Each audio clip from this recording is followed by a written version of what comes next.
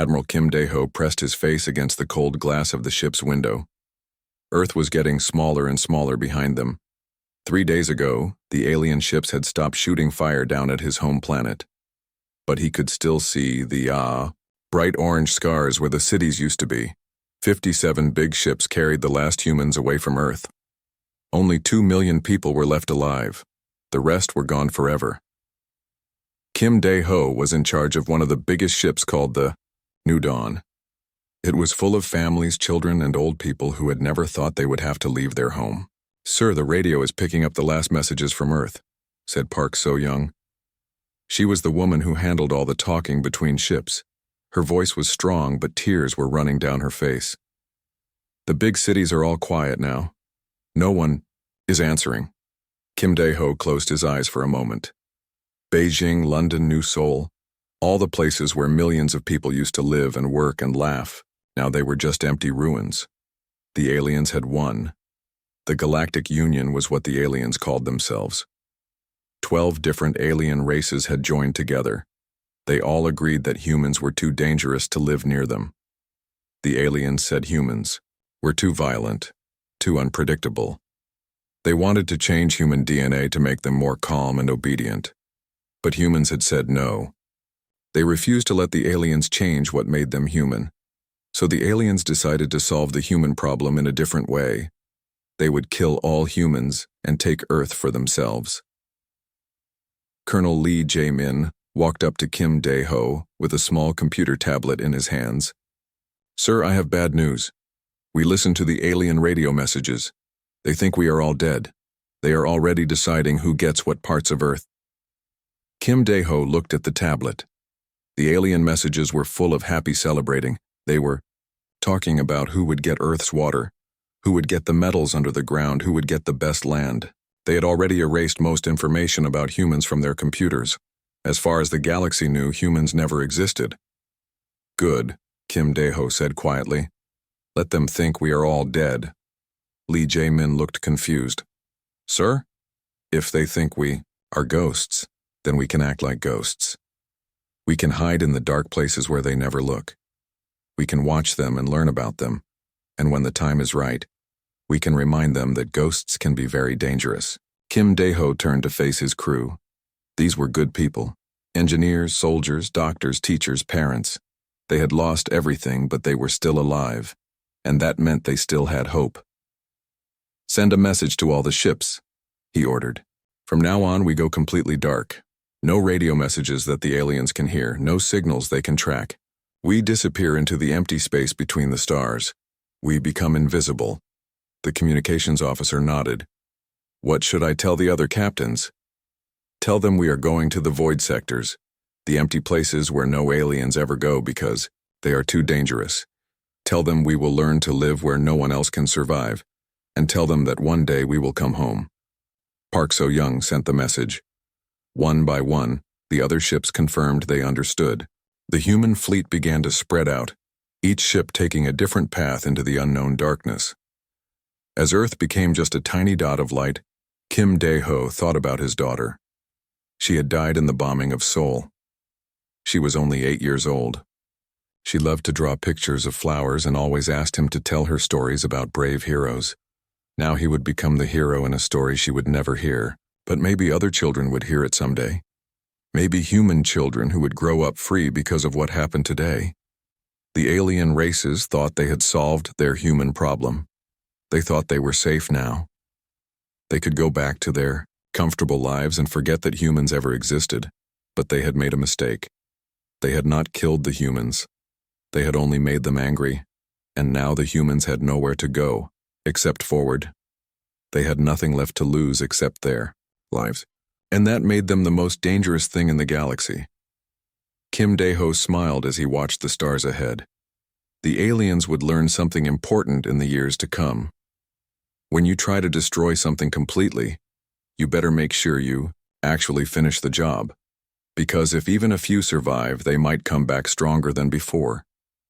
The New Dawn and the other human ships disappeared into the cosmic darkness.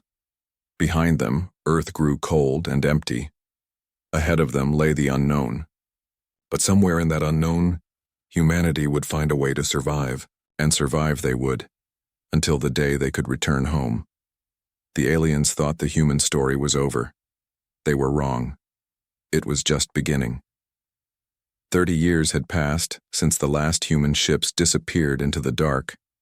Dr. Choi Min-ho worked, alone in his secret lab, deep under the frozen ground of a dead planet. The planet had no name on any alien map. To them, it was just empty space, but humans called it Haven 7. Above ground, the planet looked dead and cold. No alien ship would ever want to land there. But below the ice, humans had built something amazing. Cities with warm lights, farms that grew food, and labs where the smartest people worked on new inventions. Min-ho looked at the small device in his hands. It was no bigger than his phone used to be back on Earth. But this little machine could make entire spaceships invisible. The test worked perfectly, said Dr. Han Yu-jin as she walked into the room. She was excited and tired at the same time. They had been working on this project for 5 years. We can make our ships disappear completely. The alien sensors cannot see them at all. Min-ho smiled. The aliens thought they were so smart with their technology, but humans had learned to be smarter. When you have nothing, you learn to make everything work better. His radio made a soft beeping sound. It was a message from Captain No Sung-ho. Sung-ho was flying around alien space in a tiny, fast ship. His job was to watch the aliens and learn about their weaknesses. This is Captain No calling Haven 7. The voice was quiet and careful. I just finished watching the Corvin home planet. Their defense systems are very old. They still use the same protection methods from 40 years ago. It would be easy to get past them. Min-ho wrote down the information. The Corvins were one of the 12 alien races that had destroyed Earth. They were big, strong, and had powerful weapons, but they were also lazy and slow to change. Another message came in from Commander Yoon Hai-rin. She was watching a different part of alien space. The Zenthari have fewer guardships now, she reported. They used to have 100 ships watching their borders. Now they only have 40. They are too busy fighting with the Altarans to protect themselves properly. This was very good news. The alien races were starting to fight each other. When Earth was destroyed, all 12 alien races had worked together. But now they were arguing about who got what. Some wanted more of Earth's water. Others wanted the metals. The Zenthari and Altarans were actually shooting at each other over mining rights. Min-ho walked to his computer and looked at the big map of the galaxy. Red dots showed where human agents were hiding. There were thousands of them now. These were the children who had been born during the 30 years of exile. They had been trained from birth to speak alien languages perfectly and to think like aliens. The human children wore special masks that made them look like different alien species. The masks were so good that even alien doctors could not tell. They were fake. These young humans worked as traders, mechanics, clerks, and even government workers on alien worlds. They were everywhere, watching and listening and learning. The aliens had no idea that the people serving their food or fixing their machines were actually human spies. Park Jin-soo was one of these agents. He worked as a mechanic on the Zenthari capital world. Every day, he fixed alien spaceships and listened to alien conversations.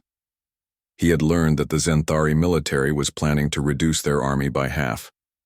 They felt safe now that humans were gone. Lee Soo-bin worked as a secretary in the Corvin government building. She copied important documents and sent the information back to the hidden human bases. She had discovered that the Corvins were having money problems. They had spent too much on their military, and now they could not afford to keep all their weapons working. All over the galaxy, human agents were gathering information. They learned about alien weaknesses, alien fears, alien secrets, and they were also doing something else. They were getting ready to cause trouble. Min-ho looked at his calendar. Tomorrow was an important day. President Song Ji-hoon, the leader of all the hidden humans, had approved the next part of their plan. It was time to let the aliens know that something was wrong. Send the message to all agents, Min-ho told Yujin. Operation Whisper begins tomorrow. Yujin smiled. She had been waiting for this day for years. What should I tell them? Tell them it is time to make some noise. Not too much. just enough to make the aliens start asking questions. Let them wonder what is happening. Let them start to feel afraid. The next morning, on 73 different alien worlds, strange things began to happen. Power plants had mysterious failures. Communication systems stopped working for a few minutes. Transport ships got lost in space before finding their way again. Each incident was small. Each one seemed like an accident. But together, they formed a pattern, a message written in the language of fear. The aliens would not understand it yet, but soon they would. The ghosts of humanity were ready to start haunting their enemies. The mining station floating near the planet Kepler 442b had worked perfectly for 20 years. Every day, the big machines dug valuable metals from the asteroid belt. The Zephyrian workers knew every sound, every vibration, every light on their control panels. That morning started like any other morning. Engineer Zexmar was drinking his morning fuel when all the lights went out. Every machine stopped at exactly the same time. The air recyclers, the gravity generators, the communication systems, everything just died. "What happened?" shouted Supervisor Vexton, running into the control room. "Why did everything stop?" Zexmar looked at his instruments. They showed nothing wrong.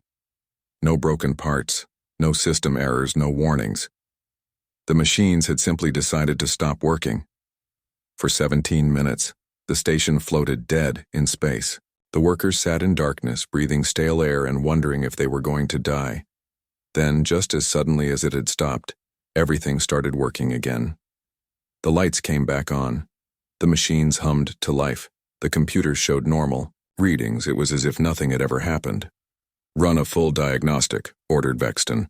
"Check every system twice." They checked everything 3 times, but they found no problems at all. The station was working perfectly. It was as if the 17 minutes of darkness had never happened. 2 weeks later, something stranger occurred. A Corvan diplomatic ship was traveling through hyperspace from their home world to a trade meeting. The ship had 6 diplomats, 12 guards, and a crew of 20. They were flying through space faster than light, talking and preparing for their important meeting. The ship arrived at its destination right on time. But when the port authorities tried to contact them, no one answered. Security teams boarded the ship and found everyone unconscious. All 40 people were sleeping deeply, breathing normally but impossible to wake up. The strangest part was their memory banks. Every computer on the ship had been completely erased. All the navigation, data, communication logs, and security recordings were gone. It was as if someone had very carefully deleted everything. The crew woke up 3 hours later with no memory of what had happened. They remembered starting their journey, but nothing after that. The ship's doctor found no signs of drugs or injury. They had simply fallen asleep and someone had stolen their memories. Commander Vexhai of the Alteran Navy heard about both incidents. As head of Galactic Security, it was his job to investigate strange events.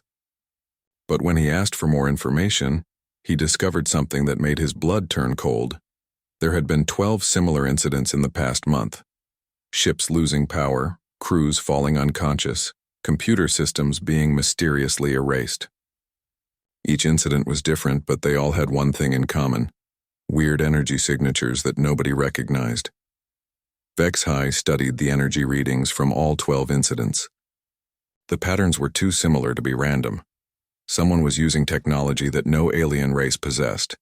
The energy felt familiar somehow, but he could not remember where he had seen it before. "Council members," Vexhai said to the emergency meeting of the Galactic Union. "These incidents are not accidents. Someone is testing our defenses. Someone is sending us a message." The Zenthari representative, a large blue creature with 4 arms, laughed loudly. "Space pirates with stolen technology, nothing more. Why waste our time with this nonsense?" But the Corvan delegate looked worried. "What kind of message? What do you think they want?" Vexhai showed them the energy readings. "Look at these quantum signatures. They remind me of something from the old archives, something we destroyed 50 years ago." The room became very quiet. Nobody wanted to say what they were all thinking. Then it happened. On the same day, at exactly the same time, 73 worlds experienced total system failure. Every power grid went dark. Every communication network stopped working. Every transportation system shut down. Every defense platform went offline. For 72 minutes, the most advanced civilizations in the galaxy were thrown back into the Dark Ages. No lights, no computers, no way to call for help. Billions of aliens sat in darkness wondering what was happening. Then, just like the mining station, everything came back online. No damage, no theft, nothing broken. Just a demonstration of power that made the entire galaxy tremble with fear. President Song Ji-hoon sat in his hidden command center watching the alien news reports. Panic was spreading through their worlds. Their leaders were having emergency meetings. Their military forces were confused and scared. "Sir," said his aide, "Captain Kim Tae-young, the aliens are finally starting to understand. Should we reveal ourselves now?" Song Ji-hoon shook his head. "Not yet. Let them worry. Let them wonder. Let them start to remember what they thought they had destroyed." On every alien world, the same question was being asked. Who could do this? What kind of enemy had this much power? Why were they playing with the galaxy's most advanced civilizations like children? Deep in their hearts, some of the older aliens were beginning to remember a species they had tried very hard to forget. A species that was supposed to be extinct. A species whose children might have grown up with nothing to lose and everything to prove. The whispers were getting louder.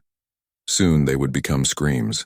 The message appeared everywhere at once. Every television screen, every computer monitor, every communication device in the galaxy suddenly showed the same image. An old human man with gray hair and tired eyes looked directly into the camera. His face was calm, but his stare could freeze. Blood. Admiral Kim Dae-ho was 78 years old now. His hair was white and his hands were wrinkled. But his voice was still strong and clear when he began to speak. "To all the species of the Galactic Union," he said slowly. 50 years ago you thought you solved your human problem. You bombed our cities, killed our families, and scattered the survivors into the darkness. You divided our world among yourselves like pieces of meat. On 12 different home worlds, panic began to spread. Government leaders rushed to emergency meetings. Military commanders shouted orders that nobody knew how to follow. Citizens hid in their homes afraid of what they were hearing. "You erased us from your history books," Kim Dae-ho continued. "You told your children that humans never existed.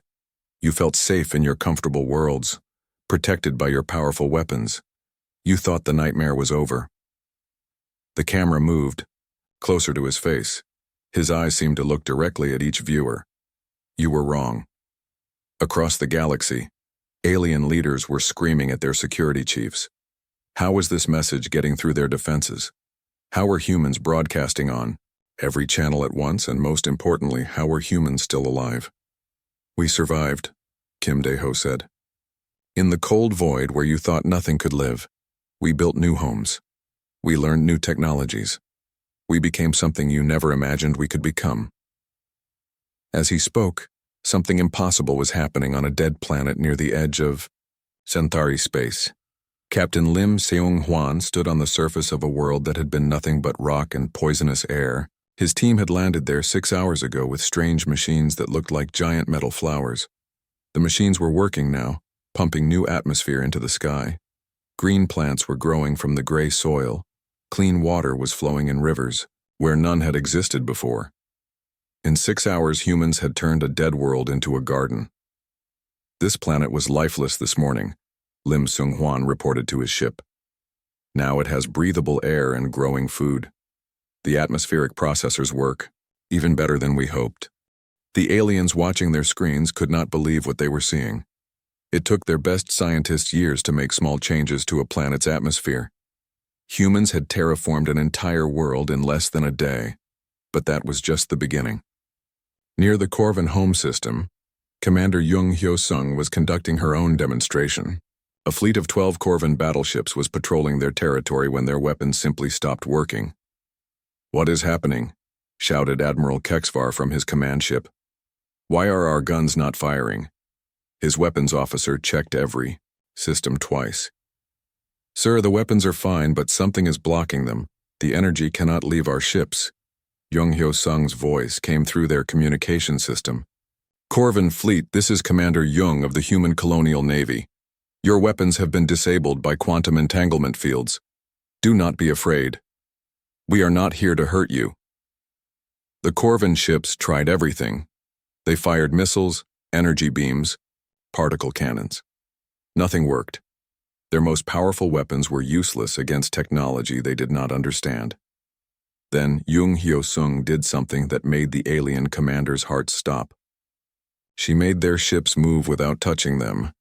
Using some kind of force field, she gently pushed the massive battleships into a perfect formation, arranging them like toys. Your ships will be returned to your home port safely, Jung Hyo-sung announced. We have carved a message into your hull. Please read it when you arrive. When the Corvin fleet reached their base, they found words burned into the metal of each ship, a gift from Earth's children. Back on the broadcast, Kim Dae-ho was still speaking. We offer you a choice. You can negotiate with us like civilized beings. You can pay for the damage you caused and return our homeworld to us. You can accept that humans are part of this galaxy whether you like it or not. He paused, letting his words sink in. Or you can try to finish what you started 50 years ago. You can send your fleets against us. You can discover what happens when you corner an animal and leave it with nothing to lose. The broadcast showed images of human ships that seemed to flicker in and out of existence, weapons that could reach across space instantly, soldiers who moved like ghosts through alien defenses. We do not want to destroy you, Kim Dae-ho said. We want justice. We want our home back. We want to make sure that what happened to us never happens to anyone else. President Song Ji-hoon watched the broadcast from his command center, surrounded by charts showing human forces throughout the galaxy. 50 years of careful planning had led to this moment. Sir, asked Captain Kim Tae-young, what if they choose to fight? Song Ji-hoon looked at the tactical displays. Human agents were in position on every major world. Human fleets were hidden throughout space. Human technology was 50 years ahead of anything the aliens possessed. Then they will learn why they should have made sure we were all dead. The alien fleets came from 12 different worlds. Thousands of warships filled the space around Earth's solar system. The Galactic Union had gathered every weapon they owned for one final battle. They would either destroy humanity completely this time, or die trying. Admiral Park Jin-woo stood on the bridge of his flagship, the Vengeance. Through the windows, he could see Earth in the distance. His home world was still scarred from the alien bombing 50 years ago, but it was healing. Green was starting to grow again in some places. Sir, the alien fleet is much bigger than ours, reported his tactical officer, Bae Soo-jin. They have 3,000 ships. We only have 800. Park Jin-woo smiled calmly. Numbers do not matter when your enemy cannot hit you. The alien commanders felt confident as they approached. Their ships had the strongest shields and the most powerful weapons in the galaxy. They had fought many wars and won them all. These human survivors would not be difficult to defeat. But when they tried to target the human ships, something strange happened. Their computers could not lock onto anything. The human vessels seemed to flicker like ghosts, appearing and disappearing, randomly. Where did they go? Shouted Zinthari Admiral Zekmore, staring at his empty scanner screen. They were right in front of us. Sir, I am detecting energy signatures all around us, his sensor operator replied nervously. But the ships keep vanishing before we can shoot them. The human ships were using dimensional shift technology. They could step out of normal space-time, move to a new position, then step back into reality. To the aliens, it looked like magic. Commander, Jung Hyo-sung was piloting one of the smaller human ships. She appeared directly behind a massive Corvin battleship, fired once, then vanished again before their return fire could reach her. The alien ship's engines died, leaving it floating helplessly in space. This is not a fair fight, she said to her crew. But then again, what they did to Earth 50 years ago was not fair either. All around the battlefield, human ships were appearing and disappearing like deadly phantoms. Each time they materialized, alien ships lost power or had their weapons disabled. But the humans were not destroying them. They were being very careful not to kill. Admiral Park Jin-woo had given strict orders. This was not about revenge anymore. This was about justice, and justice meant showing mercy to defeated enemies. Within 2 hours, the entire alien fleet was floating dead in space. Thousands of ships, millions of soldiers, all helpless. They had not been destroyed, just defeated so completely that they finally understood the truth. Humanity had become something far beyond what they used to be. But the real confrontation was not happening in space. It was taking place on Earth itself, in the ruins where Seoul used to stand. President Song Ji-hoon walked slowly through the empty streets, followed by a small group of human representatives. Waiting for them in the center of the destroyed city were the leaders of all 12 alien races. They had come to Earth expecting to negotiate from a position of strength. Instead, they found themselves surrounded by evidence of their own cruelty. The Zenthari Prime Minister looked around at the broken buildings and dead trees. We did not remember it was so bad, she said quietly. You did not remember because you did not want to remember, Song Ji-hoon replied. It was easier to pretend we never existed than to feel guilty about what you did. The Corvan Emperor, a massive creature with thick armor, stepped forward. What do you want from us, human? Money? Ships? Territory? Song Ji-hoon pointed to the ground beneath their feet. 50 years ago, this spot had been a playground where human children laughed and played. Now it was just ash and rubble. I want my daughter's playground back, he said simply. I want the schools where our children learned. I want the hospitals where we saved lives. I want the home you stole from us. The alien leaders looked uncomfortable. They had expected demands for treasure or weapons. They had not expected to be asked to repair the damage they had caused. We can give you other worlds, offered the Altaran Chancellor. Rich worlds, beautiful worlds. Why do you want this broken place? Because it is ours, Song Ji-hoon answered. Because our families are buried here. Because this is where we belong. The negotiations took 3 days. In the end, the new Terra Accords were signed in the same spot where Seoul's City Hall had once stood. The terms were simple, but complete. Earth would be returned to humanity immediately. The aliens would provide resources and technology to help repair the damage they had caused. Humans would receive full recognition as a galactic power with the right to establish colonies anywhere they chose. Most importantly, humanity would become the galaxy's peacekeeping force. Never again would one species be allowed to destroy another completely. Colonel Oh Min-seo watched from a nearby hill as human children played in a temporary park built among the ruins. Above them, human warships patrolled the sky, not as conquerors, but as protectors. The alien leaders departed in shame, knowing they had awakened something that would watch over the galaxy forever. They had tried to solve their human problem by destroying humanity. Instead, they had created humanity's greatest victory. In his final report, Admiral Kim Dae-ho wrote, "They feared our return, but by the time they realized we had never truly left, it was already too late to stop what we had become. Earth was home again, and it would stay that way forever."